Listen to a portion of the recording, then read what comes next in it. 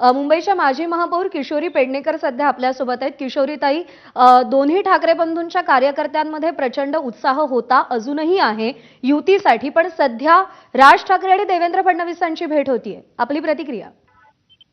मुळामध्ये मला वाटतं आपण खूप अर्ली स्टेजला विचारतो आहे.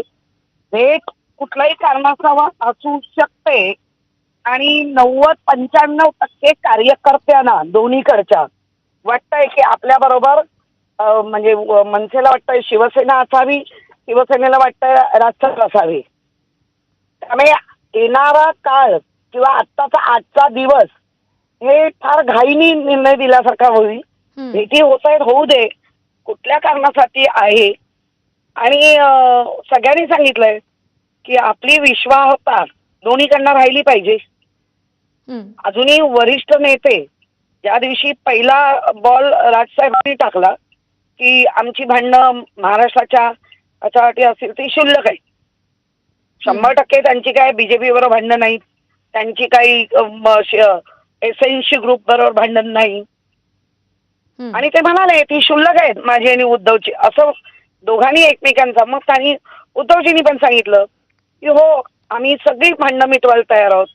आदित्य साहेबांनी तर तेच सांगितलं की महाराष्ट्राच्या हितासाठी महाराष्ट्राच्या मुळावर येणारे, आता मुळावर येणारे म्हणजे काय असतं तर आपल्याला जी सावत्र महाराष्ट्राला जी वागणूक मिळते किंवा महाराष्ट्रामध्ये जे घडतंय त्या गोष्टींनी ते बोलत असतील. आणि कार्यकर्ते आज 95% मनोमिलन झालेलं आहे. त्याच्यानंतर पण काय घडलं तर बघू. आत्ता काय निर्णय म्हणणं किंवा बोलणं मला वाटतं आत्ताच्या घडीला उचित नाही. बरोबर आहे. मराठी माणसाचा मुद्दा आहे, मुंबई महानगरपालिकेचा मुद्दा आहे. किशोरीताई, या दोन भावांच्या एकत्र येण्याच्या चर्चा महाराष्ट्रामध्ये जोरकसपणे सुरू आहेत. पण एकूण राज ठाकरे आणि उद्धव ठाकरे यांची या आधीची परस्पर विरोधातली वक्तव्य पाहता आणि सध्याची ही परिस्थिती पाहता, जर राज ठाकरे तुमच्यासोबत आले नाहीत तर प्लॅन बी काही तयार आहे?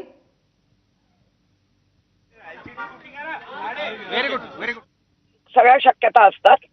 आणि मुळामध्ये ज्या पद्धतीने आजच्याच पेपरमध्ये आणि तुमच्याच न्यूज मधनं आम्ही ऐकतोय संघ सक्रिय झालाय उद्धव बाळासाहेब ठाकरे पक्षाला संपवायला, हे आत्ताची न्यूज आहेत या न्यूज पेपर मधनं आणि टीव्हीच्या माध्यमातून, सोशल मीडियाच्या माध्यमातून. आता आय डोंट म्हणजे मला माहिती नाही की नक्की काय चाललंय, पण आमचा पक्ष ज्या पद्धतीने आमिष दाखवून घेतली गेलेली आहे तरी सुद्धा तो संपलेला नाही. त्यामुळे आता राज ठाकरे आणि देवेंद्र फडणवीस यांच्या भेटीनंतर पुढे नेमकं काय चित्र पाहायला मिळतं याकडे बघावी लागेल. किशोरीताई, आभार आपले सविस्तर प्रतिक्रिया दिली त्यासाठी. शिरसाटांची प्रतिक्रिया ती पाहूया.